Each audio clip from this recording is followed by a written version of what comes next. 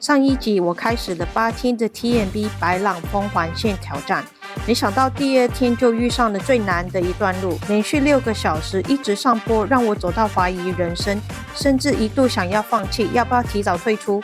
他们都说今天的路线是最难的，我已经完成了，我好像不应该放弃。艾丽森，幸好有其他登山客的鼓励，最后我决定再撑1天。今天我要从法国一路翻山越岭到意大利，沿路有美景，却又非常惊险。你好，我是Alison，现在跟着我出发，看看我这个登山小白到底能不能独自完成 TMB 吧。红衣吧。现在7点了，我们去吃早餐，然后跟着大队出发，因为我怕我自己会找不到路。照理来说，像我这样的登山小白，昨天应该要住在 Les Chapiers， 但因为那里的山屋早就被订满了，刚好那里有巴士可以把我送到附近，可以让我少走 2.8 英里，所以入住了这一间 Del Monte 山屋。在走 TMB 的时候，很多时候每天的行程并不是自己能完全决定的，而是看你订到哪里的山屋，徒步的距离就跟着被安排。我昨天给自己推了一把，提早来到这里。提早来到这里之后呢，我就可以吃完早餐就开始今天的爬升。在7点48，我要开始出发了。今天的行程重点就是一离开山屋就要面对连续爬升 2.6 英里，上升高度差不多是2300英尺，而且几乎是45度角的斜坡。爬到上面之后呢，就是今天的最高点，同时也是法国跟意大利的边界。下了坡之后，还要再爬过另外一个山坡，才会到达今天入住的山屋，位在意大利的库梅约。整个行程大概是 11.2 英里，估计要走8个小时。就是这样一直走上来，然后再继续。艾丽森，昨天同桌吃晚餐的3个法国人，比我晚出发都超越我了，所以给我打气鼓励。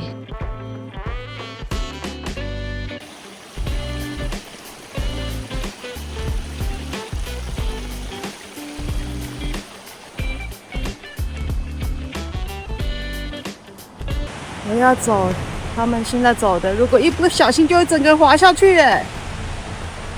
哎。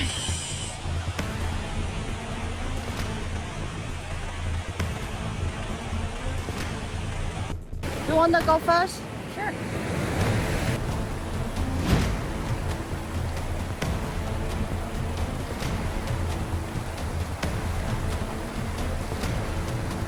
Oops.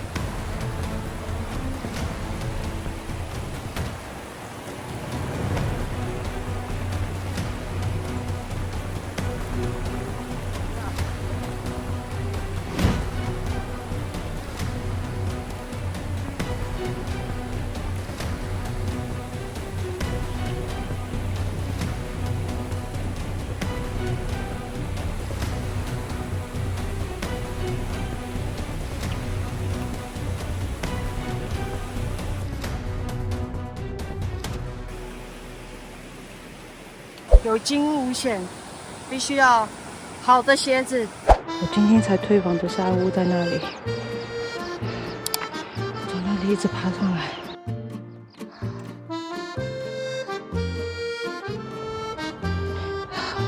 我要再往那边走，好远啊，没完没了啊！我每次停下来休息的时候，就是拍照的时候，拍完我又马上接着走。到了，这应该就是今天的最高点。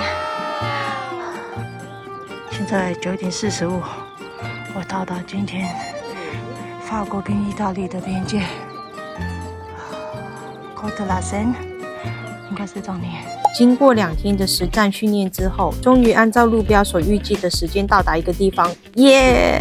每一步都不容易，每一步都很困难。刚刚我一上来，我就把我的背包丢到后面，然后先解放一下我的腰跟我的肩膀，在整个 TMB 的过程，每天都爬山爬得好累好累，好想要放弃。但睡醒一觉之后，好神奇哦，好像 reset 一样，体力又回来了。我想这应该是意志力和肾上腺素发挥了作用。这个情况是因为我请他帮我拍照，结果他叫我跳舞，我就说那你跟我一起跳。Oh, it was on video. Shit. Sorry, one more time, yeah. 刚刚在那边打个卡，过了边境，我现在在意大利了，跟着他们往下面走。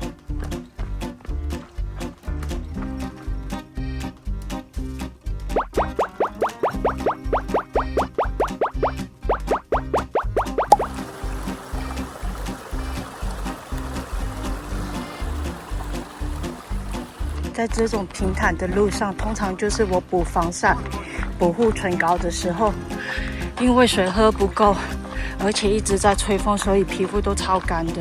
然后再补充咖啡因跟糖，一举两得。这里有个小教堂，供奉圣母玛利亚。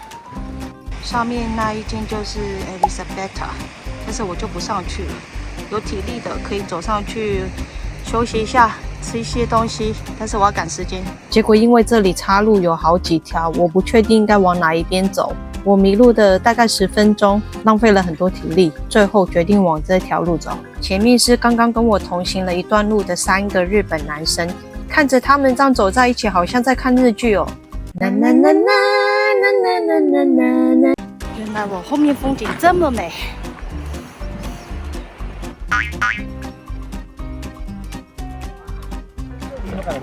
似曾相识，看到这里就代表要连续上坡2英里。这一条路又窄又斜，又没有地方可以遮阳休息，走起来真的很痛苦，很不好走。OK， 我刚刚从下面那里一路上来，这条路很窄，所以没有什么机会可以休息，而且很晒。要做好心理准备，所以一上来了就要加把劲，一直往上走。这是鸟语花香的好地方，但是这里很高，很不好走，很陡。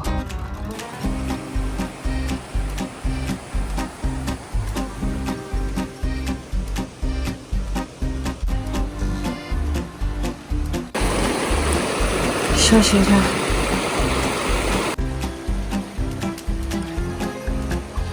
不要笑我，我现在很累。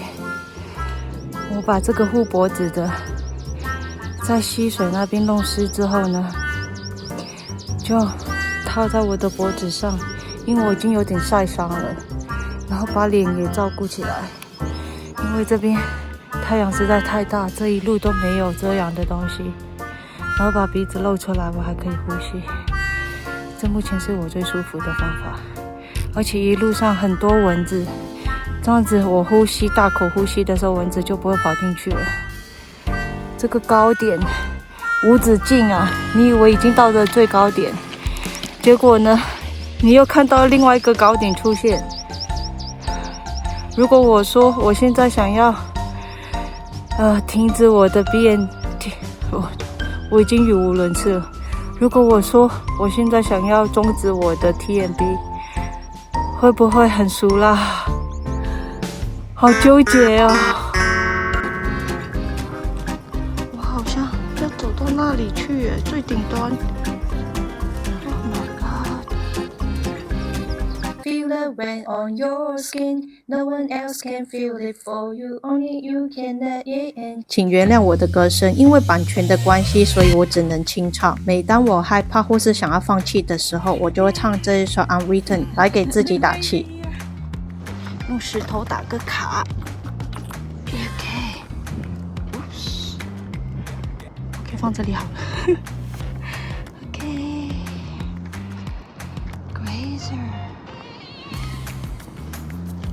哇，这一段路开始很危险，要很小心，很小心才行。这一条路很不容易。有点害怕。刚刚我第一天遇到的加拿大夫妻，他说他认得我，因为我的水壶很好认，笑死我了。我又被他们追上了。看来最危险的那一段我已经过了，这一段很危险，很多碎石子路，而且看得出来，如果不小心掉下去的话呢，就会一直这样沿路滚下去。刚刚这个路过的妈妈通知我说，我的脖子晒红了，有一个地方没有盖住。妈妈果然不一样，观察很细微。前面走在前面的是她女儿，他们已经超越我好几次了。哎呀呀！天哪，太美了！我也好想坐在湖边休息哦。Gosh， 这段很危险。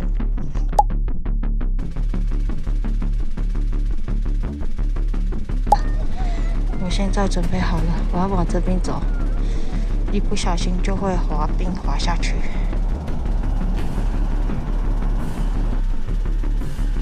刚刚那一段真的很危险呢，很多步我都不晓得该怎么下，但是很多人有经验的一直走，超过我，好像没什么一样，跟平路一样。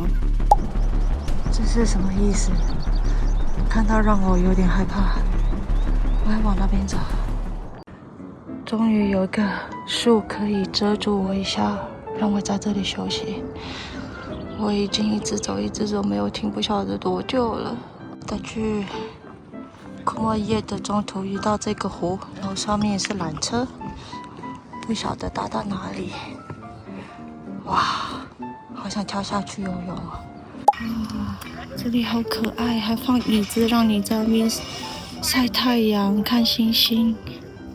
大家都在吃东西，但是我没有时间耶。来到这间山屋之后，在这里看到一个路标，就是我入住的山屋，第一个就是我今天入住的山屋了，好开心哦！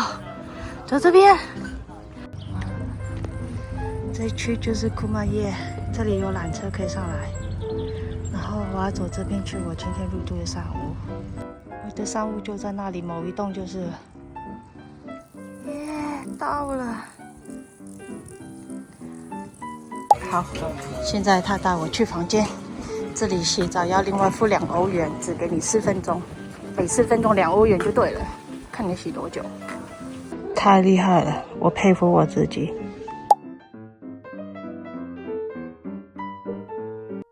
我今天总共走了9个小时，我本来以为我会花更多时间的，这条路真的不好走。其实每一个地名对我们来讲只是一个名字，每个爬升都只是一个数字，但其实当你真的背着你的背包10公斤也好，20公斤也好，你背着它一直上坡，然后无止境的一个波一个波的上的时候，真的是不是一个数字而已，是你身体在承受这个高度，然后这个下坡，不管是下坡还是上坡都不好走，而且有一些路段真的是有些危险的。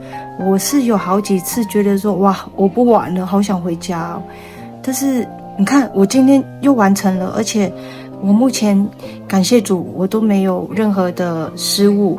然后明天应该来讲是比较容易的一天，所以明天我应该会继续，然后后天我不清楚。但今天就先这样子，待会我再拍一下这间山屋，先洗澡，7点15分吃晚餐，因为我不想臭臭的去餐厅吃饭，这样子我怕会臭到别人。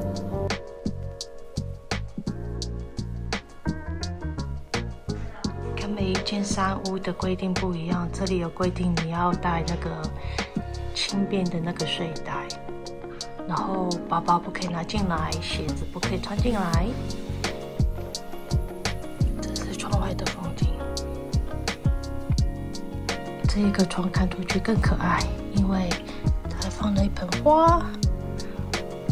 洗澡2欧元，只给你4分钟，然后马桶也在这，所以要自己计时。这是山景，很漂亮。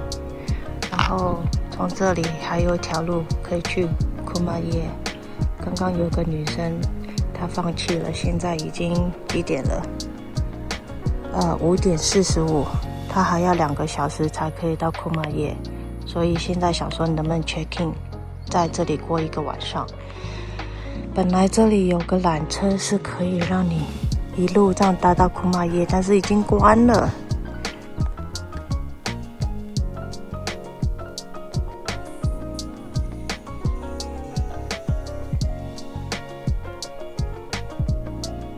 这是我第3个入住的山屋，终于有时间可以看一下外面的风景，好好享受一下。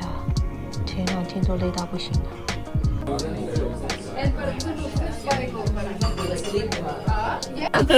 这是晚餐，我选择的是 pasta。结果我又和那一对加拿大夫妻同住一间山屋，还结交了一位台湾女生和刚才临时决定入住的新加坡女生，超有缘分的。这一集就先到这里，请订阅再回来观看，拜。